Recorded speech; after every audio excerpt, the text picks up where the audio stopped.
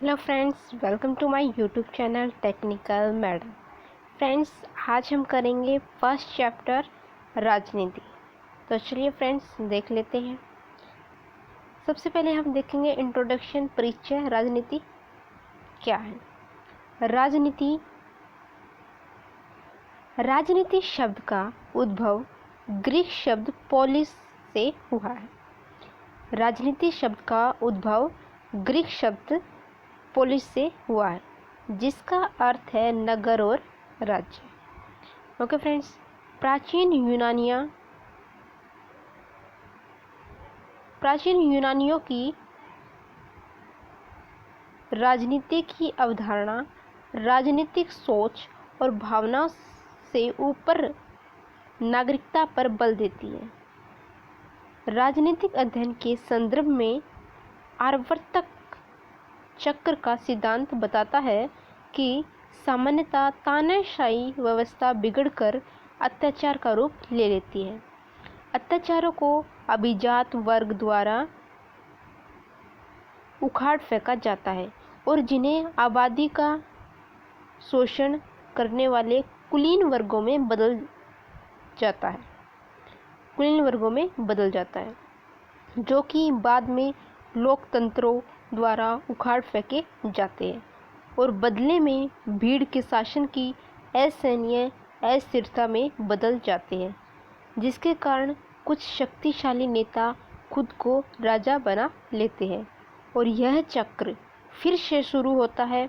Greek राजनीतिक अध्ययनों ने संविधान को महत्व दिया है और मानव व्यवहार एवं राजनीतिक संघों के बीच संबंधों के बारे में सामान्यीकरण किया।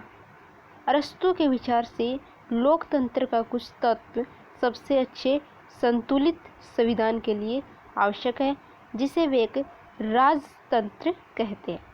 फ्रेंड्स, आपके एग्ज़ाम में राजनीति से रिलेटेड कोई भी क्वेश्चन आता है तो आप उस क्वेश्चन के अंदर आप इसमें ये सब लिख सकते हैं। ओके फ्रेंड्स, राजनीति शब्द आपके एग्ज़ाम में आता है। टैग वर्ड आपका राजनीति है फ्रेंड्स, और आप अपने एग्ज़ाम में ये लिख सकते हैं। आगे देख लेते हैं। प्राचीन रोम की राजनीति मानव द्वारा संचालित गतिविधि का सर्वश्रेष्ठ उदाहरण है, जिसमें शक्ति के व्यवहार को सीमित किया गया है। आगे फ्रेंड्स, राजनीतिक शब्द से आप क्या समझते हैं?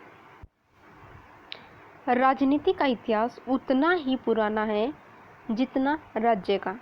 राजनीति शब्द की उत्पत्ति भी वहीं से मानी जाती है जहाँ से राज्य की। वास्तव में राजनीति ग्रीक शब्द पोलिस से बना है, जिसका अर्थ है नगर राज्य होता है। प्राचीन यूनान में छोटे छोटे नगर राज्य हुआ करते थे। जो व्यक्ति नगर राज्य के कार्यों में हिस्सा लेते थे उन्हें नागरिक अधिकार प्राप्त थे। ग्रीक दार्शनिकों के अनुसार व्यक्ति अपना संपूर्ण विकास राज्य के अंदर ही रहकर कर सकता है। आगे है, राजनीति के संदर्भ में विभिन्न विद्वानों के विभिन्न मत है। कुछ विद्वानों के अनुसार यह शक्ति के लिए संघर्ष से संबंधित पहलुओं का अध्ययन करने वाला विषय है, तो कुछ के अनुसार यह राज्य और सरकार से संबंधित है। आगे है, कुछ प्रमुख विद्वानों ने राजनीति को परिभाषित करने की कोशिश की है, जो इस प्रकार है।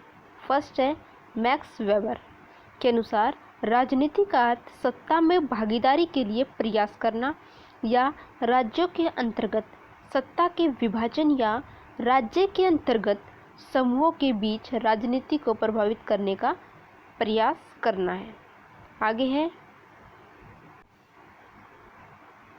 आगे फ्रेंड्स, मरंगेतु के अनुसार राजनीति शक्ति के लिए संघर्ष है। नेक्स्ट है, कैटलिन के अनुसार राजनीति संगठित मानव समाज के राजनीतिक पक्षों का अध्ययन करती है। आगे है, हेरोल्ड लासवेल के अनुसार राजनीति प्रभाव और प्रभावित करने वाले का अध्ययन है। राजनीतिक प्राथमिक रूप से कौन, क्या, कब और कैसे पाता है उससे संबंधित है। आगे है कंक्लूजन क्या इसका। निष्कर्षतः उपयुक्त परिभाषाओं के आधार पर हम यह कह सकते हैं कि राजनीति राज्य और शासन सत्ता से संबंधित सभी प्रकार के क्रियाकलापों व गतिविधियों से संबंधित होती है। आगे है राजनीति की महत्वपूर्ण प्रकृति पर चर्चा करें। ओके फ्रेंड्स, ये डिफरेंट टाइप के क्वेश्चन आपके एग्जाम में मिलते हैं। आपको स्टेटमेंट चेंज कर देते हैं फ्रेंड्स, लेकिन आपको एक पूरा इसको कॉन्सेप्ट को समझना है जिससे कि आप अपने एग्जाम में लिख सकते हो और अपने एग्जाम में अच्छे मार्क्स गेन कर सकते हैं। ओके फ्रेंड्स, देखिए फ्रेंड्स आगे, राजनीति एक सामूहिक गतिविधि है जिसमें वे लोग सम्मिलित होते हैं जो आम सदस्यता स्वीकार करते हैं या कम से कम साझा निर्णय को स्वीकार करते हैं। संचार राजनीति का मुख्य केंद्र है। एक समूह के लिए राजनीतिक निर्णय आधिकारिक नीति बन जाते हैं जो सदस्यों को उन निर्णयों को मानने के लिए बाध्य करते हैं। ओके फ्रेंड्स, आगे है सामाजिक प्राणी के रूप में राजनीति हमारे जीवन का हिस्सा है। ओके फ्रेंड्स, सामाजिक प्राणी के रूप में राजनीति हमारे जीवन का हिस्सा है। कुछ लोगों के अनुसार राजनीति वह है जो व्यक्ति समाचार पत्र पत्रिकाओं में पढ़ता है और टेलीविज़न पर देखता है। दरअसल राजनीति और राजनीति शब्द राजनीतिक गतिविधियों से संबंधित होता है। विद्वान मारेंगेतु के अनुसार राजनीति शक्ति के लिए संघर्ष है और हेरोल्ड लासवेल के अनुसार राजनीति प्रभावों और प्रभावित करने वाले तत्वों का अध्ययन करती है। राजनीति प्राथमिक रूप से कौन, कब और कैसे पाता है उससे संबंधित है। फ्रेंड्स, आप ये देख सकते हैं हमने ऊपर जो डेफिनेशन की थी वही डेफिनेशन इसमें लिखी हुई है। आगे फ्रेंड्स, राजनीति विज्ञान के आधुनिक विद्वानों के अनुसार राजनीति वह गतिविधि है जो प्रभाव व प्रभावित तत्वों नीति निर्माण की प्रक्रिया तथा शक्ति के लिए संघर्ष से संबंध रखती है। आगे है फ्रेंड्स, इस वीडियो में आपका राजनीति का कंप्लीट चैप्टर हो जाएगा फ्रेंड्स, जिससे कि आपका राजनीति से आने वाला कोई भी क्वेश्चन आपका नहीं रहेगा। ओके फ्रेंड्स, और आप अपने एग्ज़ाम में राजनीति से रिलेटेड क्वेश्चन बहुत अच्छे से अटेम्प्ट कर पाओगे। चलिए फ्रेंड्स देख लेते हैं।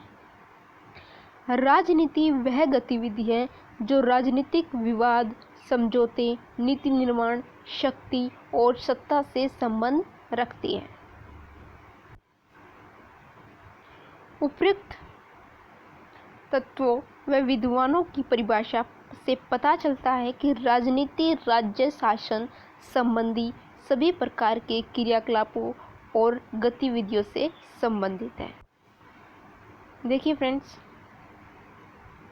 राजनीति की आवश्यक प्रकृति निम्नलिखित है।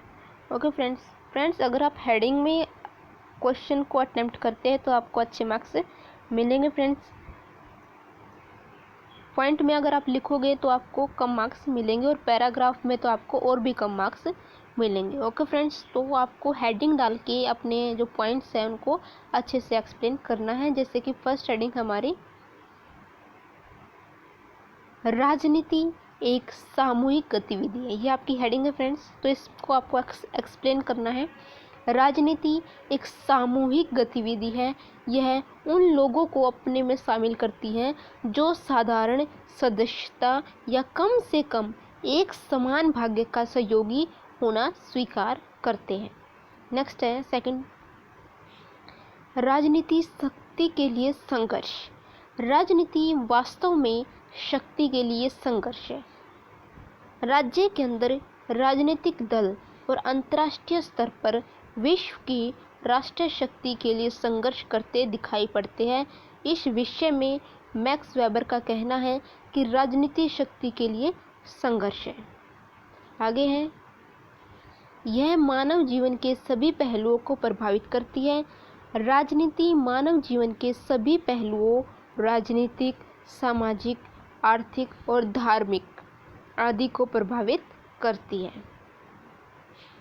राजनीति सामाजिक जीवन का एक अभिन्न अंग है। राजनीतिक सामाजिक जीवन का एक अभिन्न अंग है। ओके फ्रेंड्स, जैसे कि आप देख सकते हैं, आपको पहले हेडिंग लिखनी है, फिर उसको आपको बहुत अच्छे तरीके से एक्सप्लेन करना है। जैसे कि आप देख सकते हैं फ्रेंड्स, राजनीतिक सामाजिक जीवन का एक अभिन्न अंग है, ये आपकी हेडिंग है। जैसे कि आप जानते ही हैं, राजनीतिक सामाजिक जीवन का एक अभिन्न अंग है। तो इसी प्रकार से आपको अपने जो क्वेश्चन है उसको बहुत ही ज़्यादा अच्छे से अटेम्प्ट करना आपको आना चाहिए फ्रेंड्स। इसके लिए आपको नॉलेज होना बहुत ही ज़्यादा ज़रूरी है, इसको अलग नहीं किया जा सकता। एक जगह पर अरस्तु ने भी लिखा है कि मनुष्य एक राजनीतिक प्राणी है। मनुष्य के इसी स्वभाव ने राज्य की उत्पत्ति की। राजनीति मनुष्य के सामाजिक, आर्थिक और धार्मिक पक्षों को नियमित करती है। नेक्स्ट है, राजनीति विचारों के प्रारंभिक विविधता को स्वीकार करती है। मनुष्य समूह में रहता है, विभिन्न विषयों पर वाद विवाद करता है और लोग अपने विचार एक दूसरे के सामने प्रस्तुत करते हैं। राजनीति लोगों के बीच विभिन्न विषयों पर चल रहे वाद विवाद तथा उत्पन्न मतभेदों के बीच सामंजस्य स्थापित करती है। नेक्स्ट है फ्रेंड्स, राजनीति राज्य और सरकार से संबंधित होती है। राजनीति एक गतिविधि है जिसका संबंध राज्य शासन से संबंधित क्रियाकलापों और गतिविधियों से होता है। राजनीति देश का शासन चलाते हैं और नीति निर्माण करने वाली सरकार से संबंध रखती है। नेक्स्ट है, राजनीति सत्ता का अध्ययन है। यह आपकी हेडिंग है 7। डेविड ईस्टन के अनुसार राजनीति सत्ता और इससे संबंधित निर्धारित मूल्यों के अध्ययन से संबंध रखती है। नेक्स्ट फ्रेंड्स, आपको फ्रेंड्स इसी टाइप के क्वेश्चन आपके एग्जाम में देखने को मिलेंगे फ्रेंड्स। इससे आपका कोई भी क्वेश्चन नहीं रहेगा फ्रेंड्स। देख लेते हैं, वैदिकरण क्या है और इस पर मैक्स वेबर के क्या विचार हैं। ओके फ्रेंड्स, ये अलग अलग टाइप के क्वेश्चन हैं। आप इसमें राजनीति से रिलेटेड आपका कोई भी कॉन्सेप्ट नहीं रहेगा फ्रेंड्स। चलिए देख लेते हैं आगे।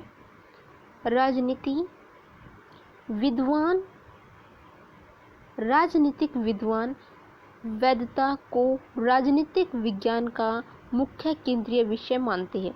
वास्तव में वैधता से हमारा तात्पर्य उन विधियों से है जिनके द्वारा सत्ताधारी अपने सत्ता को उचित ठहराते हैं। वैधता सत्ता को परखने में सहायता प्रदान करती है। यह हमें बताती है कि सरकार या सत्ता संविधान के कानून के अनुसार कार्य कर रही है या नहीं। सरकार द्वारा बनाया गया कानून विधि संगत है या अवैध, यह वैधता द्वारा ही पता किया जा सकता है। सत्ता का कौन सा रूप उचित है, यह वैधता ही निर्धारित करती है। दूसरे शब्दों में, वैधता सत्ता शक्ति पर नियंत्रण रखने का एक कुशल साधन है। नेक्स्ट है फ्रेंड्स, आगे देखिए। मैक्स वेबर ने इस संबंध में अपने विचार प्रस्तुत करते हुए सत्ता के 3 रूपों को उचित ठहराया है। ये है, फर्स्ट है पारंपरिक वर्चस्व। इसके अनुसार व्यक्ति को सत्ता शक्ति वंशानुगत रूप में प्राप्त होती है। सत्ता सदैव उनमें या उनके परिवार के हाथों में विद्यमान होती है, जैसा कि फ्रेंड्स आप जानते ही हैं। सत्ताधारी परंपरागत मान्यताओं, परंपराओं तथा रीति रिवाजों के कानूनों के अनुसार शासन करता है। सेकंड है ग्रीष्मयाई विधि। इसके अंतर्गत व्यक्ति चाहे भले ही साधारण परिवार से ताल्लुक रखता हो, किंतु उसमें विलक्षण योग्यता विद्वान होने के कारण वह देश की शासन सत्ता का कार्यभार संभालता है। लोग उसकी विलक्षण योग्यता से प्रभावित होकर सहर्ष उसे नेता स्वीकार कर लेते हैं और उसके आदेशों का पालन करते हैं। थर्ड पॉइंट है विधिक तार्किकता। इस विधि के अनुसार व्यक्ति को सत्ता शक्ति का अधिकार एक प्रतियोगी परीक्षा पास करने के बाद दिया जाता है। पहले तर्क वितर्क द्वारा व्यक्ति की योग्यता व कुशलता का परीक्षण किया जाता है और योग्य होने पर उसे एक निश्चित क्षेत्र का कार्यभार सौंप दिया जाता है, जिससे वह व्यक्ति उस क्षेत्र के अधिकारी के रूप में जाना जाता है। इस प्रकार हम देखते हैं कि मैक्स वेबर ने वैधता के आधार पर सत्ताधारी के 3 रूपों का वर्णन किया है, जो राज्य के शासन चलाने के लिए कुशल व उत्तम है।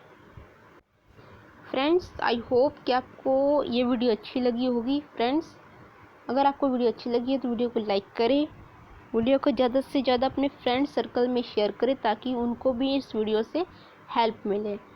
फ्रेंड्स, अगर आपने चैनल को अभी तक सब्सक्राइब नहीं किया है तो चैनल को सब्सक्राइब कर ले और साथ ही साथ बेल आइकन को भी प्रेस कर ले फ्रेंड्स, ताकि वीडियो का नोटिफिकेशन आपको टाइम टू टाइम मिलता रहे। मिलते हैं फ्रेंड्स नेक्स्ट वीडियो में, तब तक के लिए bye bye and take care. Thank you friends, have a nice day.